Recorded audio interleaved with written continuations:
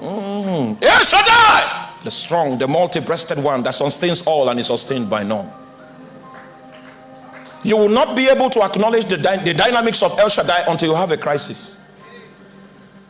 So crisis is good, because it's only under circumstances of crisis that you can appreciate the El Shaddai. The El Shaddai showed up, and the crisis that Abraham had was the crisis of the barrenness of his wife. He came to Abraham and gave him a lecture about Isaac. After the lecture, as I'm analyzing that lecture that God had with Abraham, if it's in human time, that kind of lecture would take 24 hours.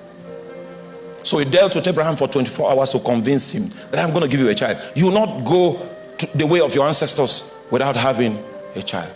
It was after that 24 hours encounter that his wife brought Hagar to him, and he went straight.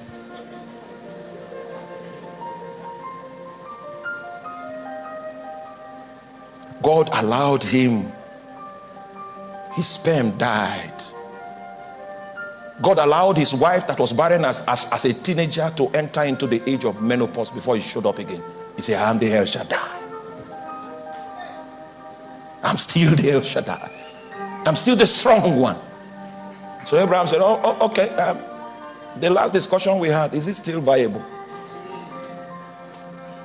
When his body was dead.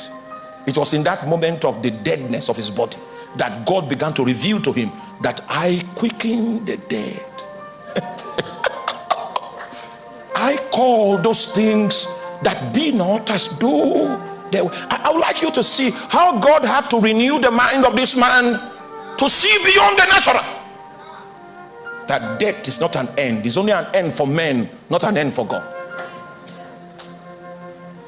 I don't know how many months he kept visiting. I quicken the dead. If Abraham wants to sleep in his dream, God will appear and say, I quicken the dead. And I call those things that be not as though they were. And I'm telling someone in this place today, he quickens the dead. He quickens the dead. He quickens the dead. He quickens the dead.